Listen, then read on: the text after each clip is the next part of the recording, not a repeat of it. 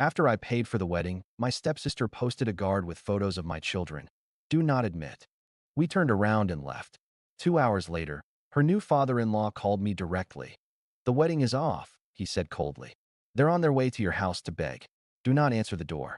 I heard a knock, and then My name is Jared. I'm 33. Oldest child of a dad who remarried when I was 12. Stepbrother to a golden stepsister named Chloe, who has never stood in a grocery line without someone telling her she's such a vibe. I teach yoga. Mornings at the studio, private clients in the afternoons, online classes at night when my voice is still warm. I live in a small townhouse with my wife, Maya, and our 2 kids, Ben, 6, who sleeps with a dinosaur flashlight, and Ava, 3, who calls strawberries red moons. We hang our towels on hooks that always fall. We keep a shoe basket by the door that never has the shoe you need. I don't have a loud life. I have a life of lists. Invoices in a folder, mats rolled tight like cinnamon buns, playlists named Sunrise Slow and Storm Calm. Students call me grounding. Family calls me when something is on fire. I fix schedules. I show up early. I bring food. Chloe is 27, permanently backlit. She posts brand deals with oat milk and beige sweaters. She says things like soft launch and quiet luxury and looks bored while saying them. Our stepmom, Kira, calls her our star. My dad nods like a background musician. Growing up, the script was clear. I'm the steady one. Chloe is the main character. At holidays, she changed outfits like the sun changes angles. I carved turkey and refilled water. She curated tablescapes. We all clapped. I made peace with being the handler, the guy who carries the extra charger and the granola bars. It's not a bad role. The people you love get fed. You get to be useful. You also get used. The day this story really starts is a Tuesday in May. Morning light on my mat. Class was good. Half full, strong breath. No one cried during pigeon. I'm wiping down blocks when my phone buzzes. Kira, stepmom. I almost let it ring out. I answer because I always do. Jared, she says, like a small emergency already happened. Where are you? At the studio, I say. Everything okay? Everything's beautiful, she says, which means everything is about Chloe. We need to talk about the wedding. It's coming together fast. The venue needs a decision by Friday. They mentioned a deposit. I lean on the cubbies where students keep their socks. Okay, I say slowly. We'll go over the details at dinner, she says, not asking, but placing an event on my calendar like a fridge magnet. You know Chloe's vision. Classic. Clean. Elevated. She waits. I say nothing. You always step up, she adds. Her voice gets soft like she's putting a blanket around a demand. We're counting on you. There it is, the first flicker. Not the money itself. Not yet. Just the sentence that opened every door for years. You always step up. I look out the studio window. A kid on a scooter wipes out, pops back up, rides again. I picture Ben and Ava in their car seats, the crumb graveyard, the sticky hands. I picture my savings spreadsheet with its careful columns. Rent, groceries, preschool, taxes, the oh no fund we finally started. Dinner's at 6, Kira says. Bring the kids. Chloe wants to squeeze their cheeks. Sure, I say. Bring Maya, too, she adds, like my wife is optional. When the call ends, I stand in the quiet studio and feel something I don't often feel. Heat behind my eyes. Nothing has happened yet, not really. A question arrived wrapped as a foregone conclusion. But I can smell the pattern lighting up, like incense after it catches. Slow, then smoke everywhere. I stack the blocks. I refill the sanitizer. I lock the door. On the walk home, a sentence keeps playing in my head. You always step up. And in the next breath, at what cost? Dinner at Dad and Kira's is always a small performance. Kira's table is all neutrals and gold forks. There are linen napkins even when she reheats lasagna. Dad pours wine like it's his new personality. Chloe arrives 30 minutes late in something white and slippery. Her fiancé, Parker, behind her. Parker looks like a golf course. He shakes hands like he bought the trademark. Jer Bear. Chloe sings. She uses the nickname she used when I was the kid who chased the ice cream truck for her while she timed me. My favorite brother. I'm your only brother, I say. She kisses the air near my cheek. Still my favorite. Maya squeezes my hand under the table. The kids color quietly on a printout Kira found on Pinterest and calls a kid's station, which is a tray with 2 crayons and a gold-rimmed cup. After salad, Kira brings out a binder. It should be funny. It isn't. She places it in front of me with 2 fingers, like a contract. We're keeping it minimal, Chloe says, opening to a page with a chandelier that looks like an octopus made of diamonds. Just tasteful moments. Parker points at a photo of a barn that costs more than cars. We're doing it here. Rustic, but modern. Okay, I say. I have learned this syllable can mean many things. Kira flips to the spreadsheet. It's printed on glossy paper. Who prints spreadsheets on glossy paper? This is just the initial ask, she says. Non-negotiables. I read. Venue deposit due Friday. $12,800. Catering installment, $8,750. Florals retainer, $2,200. Live string duo for cocktail hour, $1,600. DJ, $1,500. Content creator team, $2,500. Bride emergency fund, $1,000. Total, $30,350. I look up slow. Maya looks at me. She doesn't speak. Her eyes ask, are we about to be set on fire politely? Kira smiles with her teeth. We thought you could handle the deposit, she says, like suggesting I pick up milk. And we'll sort the rest together, as a family. Dad lifts his glass. Family, he echoes. He is good at toasting things he didn't cook. How much are you and Dad contributing? I ask. Kira's smile twitches. She glances at Dad. We raised you, she says. We've always taken care of you. My brain pulls up images like a slideshow. Me at 19, mopping a cafe after a closing shift because I wanted my own phone plan. Me at 23, lending Dad money for a car battery. Chloe at 25, getting a surprise, brand internship in New York that was actually Kira's friend's guest room. Parker's parents? Maya asks, gentle, because she's kind even when she doesn't want to be. Is there a split?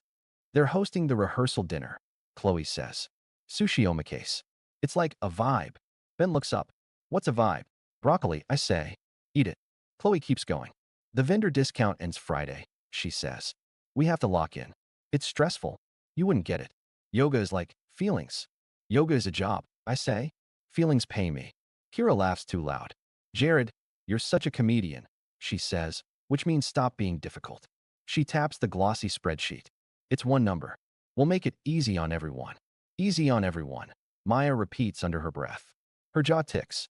She looks down at Ava, who is carefully lining up peas like they're students. We eat. Chloe tells a story about a brand that sent her a lamp worth a car payment. Dad says, incredible, like she discovered electricity. Parker explains NFTs to no one. I cut Ben's chicken.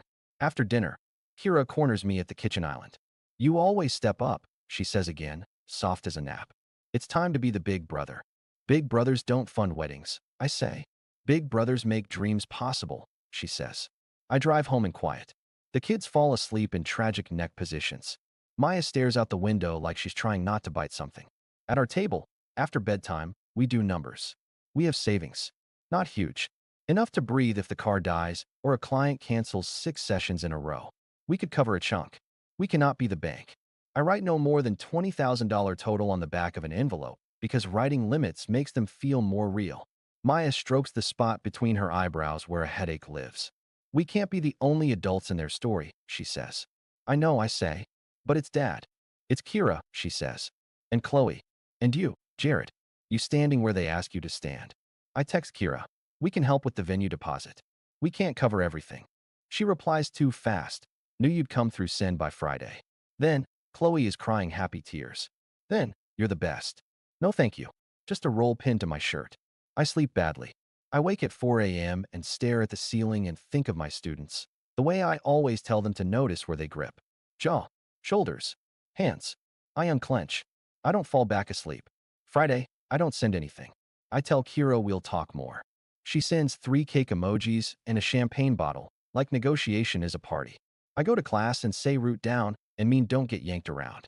I drive home listening to a voicemail from Dad about tradition and stepping up and doing the right thing. I breathe.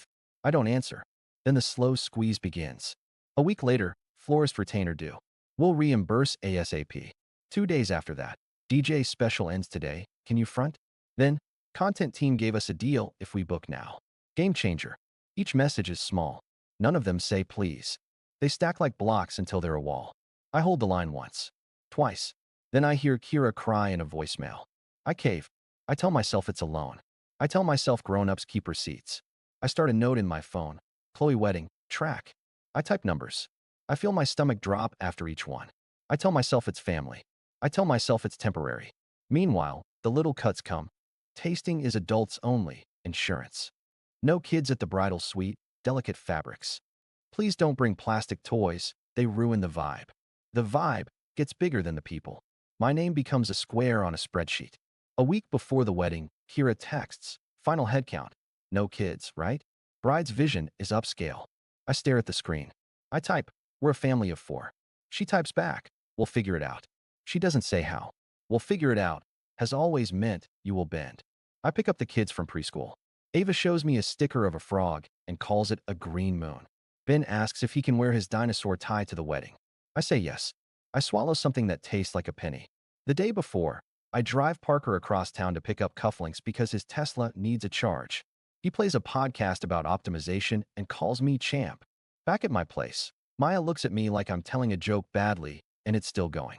You don't have to be their hero, she says. I know, I say. I don't change anything. The morning of the wedding arrives. I dress in my only good suit. Maya wears a navy dress that makes her look like the person you call when the plane's engine stops. Ben's dinosaur tie is crooked. Ava's hair clip is a star.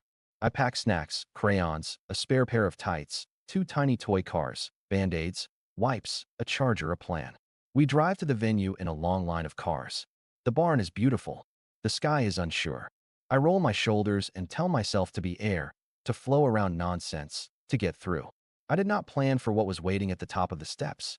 At the entrance stands a man in a black suit, a security person dressed like a guest. He holds a clipboard and a clear sheet protector. Inside the plastic are 2 color printouts. Ben's kindergarten photo, Ava and pigtails. In black marker above their faces, do not admit. Maya's hand finds my arm and tightens. My stomach drops like I missed a stair. The man smiles in a professional way. Afternoon. Are you Jared? Yes. He glances at the plastic. And these are Ben and Ava. I hear my own voice from far away. Those are my kids. Right, he says. The bride requested a no-children policy. I'm instructed to have any minors escorted to the on-site sitter. If you refuse, I'm supposed to deny entry. There is no sitter, I say, because we weren't told about a sitter. He shifts his weight. He doesn't look mean. He looks like someone whose job got weirder than he signed up for. Sir, I don't make the rules. A soft click of heels. Kira appears, smile lacquered. Chloe peeks from behind the barn door like a nervous deer in designer shoes, then retreats. Oh, this, Kira says, like we're discussing a smudge on a window. We tried to call. My phone's on. I say. It is. No missed calls.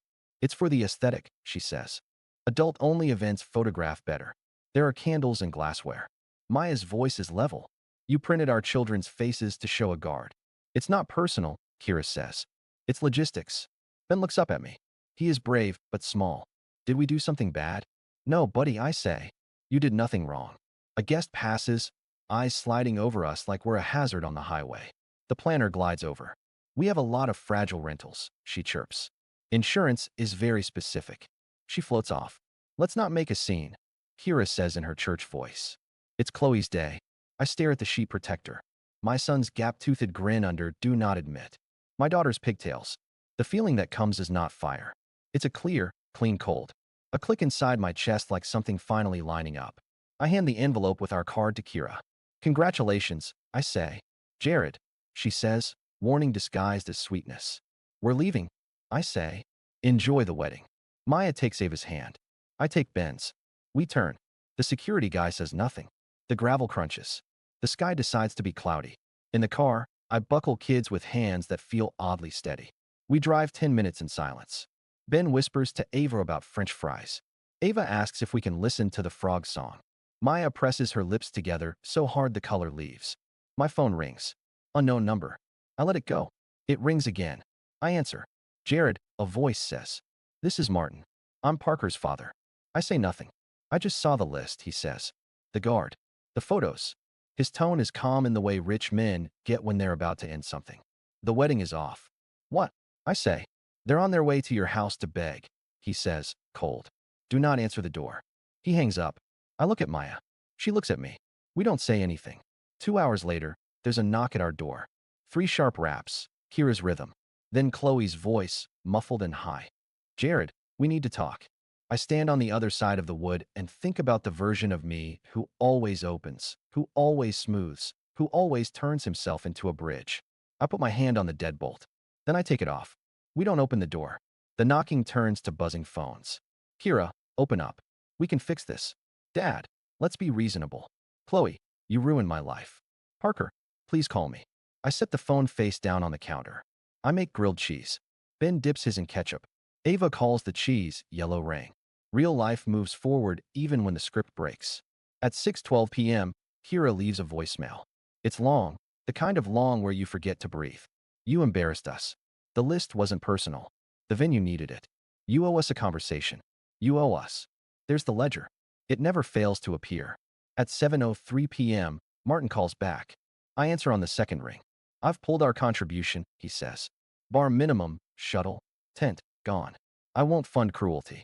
I didn't ask you to do that, I say. You didn't need to, he says. They CC'd me on vendor invoices. I saw your transfers. How much? 21 and change, I say. My voice surprises me by being calm. I tracked it. Send totals, he says. I'll claw back what I can and wire you anything refundable. The rest? Parker will pay. Or he'll learn what boundaries cost. This isn't revenge, I say. No, he says. This is called consequences. I'll be in touch. When I hang up, the house is quiet in a way that isn't empty. It feels like the first breath after a long hold.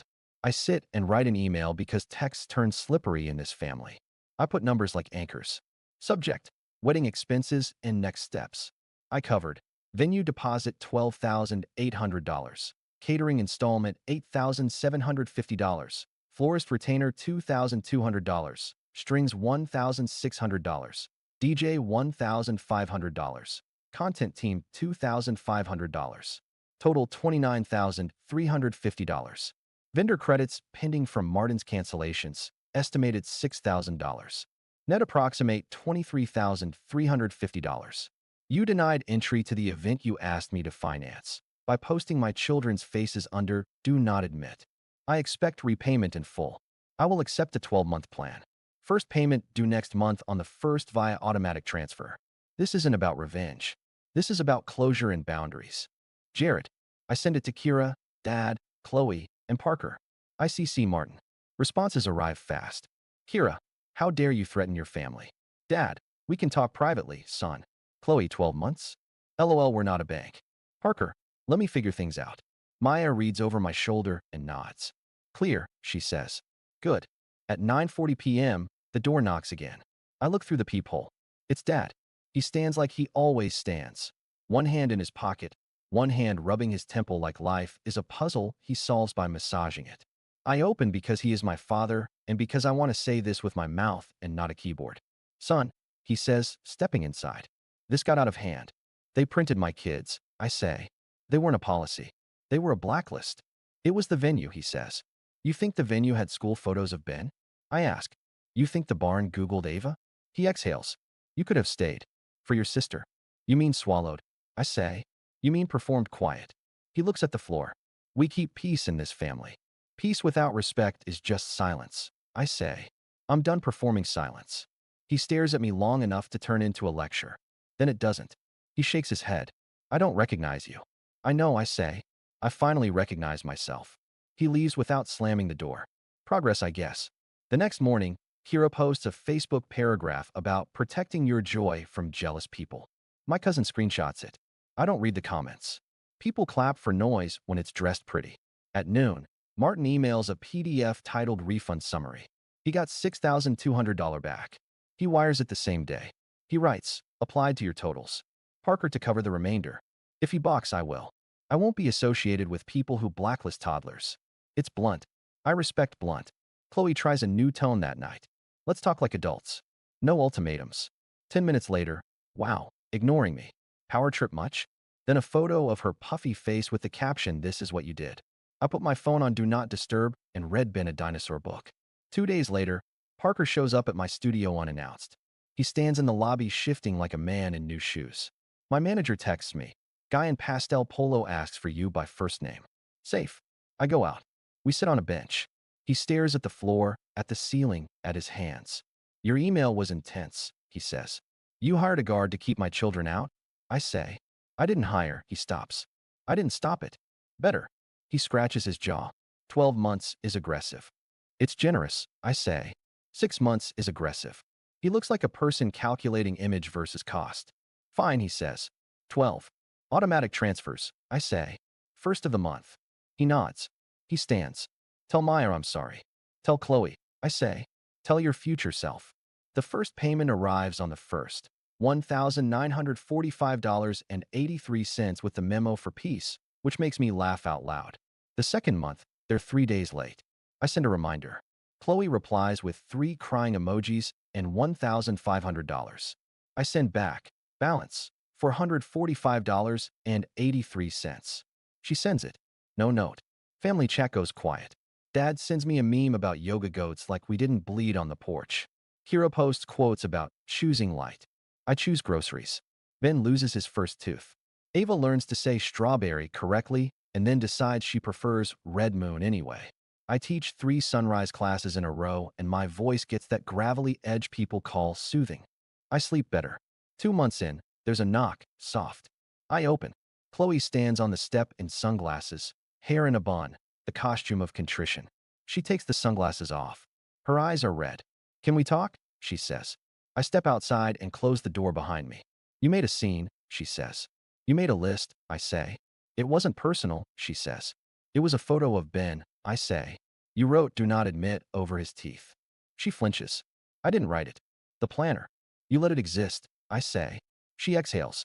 Mom says you've always hated me. I've always paid for you. I say. There's a difference. She looks at her shoes. So what now? We say hello at birthdays, I say. We don't exchange money. We don't put each other's kids on lists. We don't confuse guilt with love. She tilts her head. You sound like Instagram therapy. I sound like a dad, I say.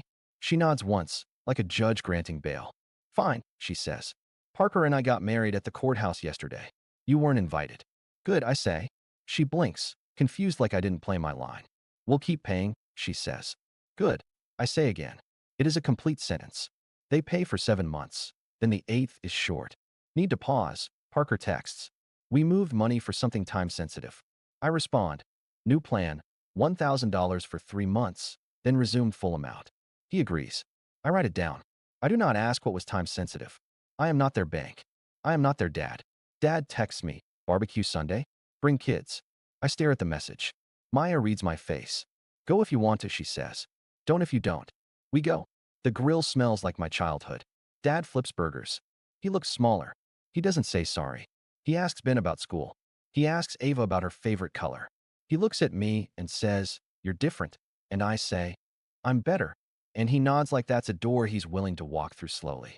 On the drive home, the car is quiet in the good way. Maya takes my hand across the center console. You did it, she says. I didn't fix them, I say. You fixed you, she says. That's the only job. The 9th payment arrives. Then the 10th. Then the final email from Martin. Applied last vendor credit of $200 from content team. Ridiculous. Your balance is 0. He writes, you did right by your family. That matters. I believe him. There's one last message from Kira, a single line. We're disappointed in who you've become. I type, delete, type, delete. I finally send, I'm not. No more paragraphs. No more car rides for errands that aren't mine. No more, you always step up. I retire from that job. I hire myself for another, husband, dad, person with a spine. The door stays closed more often now. When it opens, it's because we want it to. When it closes, that's not spite. That's care. I teach class and tell my students, lengthen on the inhale, root on the exhale. I mean it in my body. I mean it in my life. The final transfer hits, $1,945.83. Memo. Final. I open my note labeled Chloe Wedding. Track and write the last line. Balance, $0. I don't delete it. Some records deserve to stay. Then I send a short email. Received final payment. Balance, $0. Boundaries. No money exchanged. No family leverage. Kids stay out of conflict. If you can't meet that, I won't be there. This isn't about revenge. This is about closure. Jared. I don't wait for replies. Ava climbs into my lap. Ben asks how to spell pteranodon. Maya kisses my head. The house smells like toast. Towels fall. Shoes never match. Our chaos. Ours alone. People will say I was dramatic. But people who profit from your silence will always call your boundary rude. I didn't slam doors or post rants. I just decided not to stand where I was told anymore. Being the good son used to mean showing up no matter what. Now it means stepping away when staying costs your self-respect. Yes, I paid for a wedding I didn't attend. I left when my kids were treated like a policy. I sent numbers instead of screams. I said one line that mattered. This isn't about revenge. This is about closure. I'm not the hero in Chloe's story. I don't need to be. I'm the dad who took his kids for fries instead of letting them be risks on a clipboard. Boundaries aren't walls. They're doors that only open from the inside. This is how I end it. This is how I start again.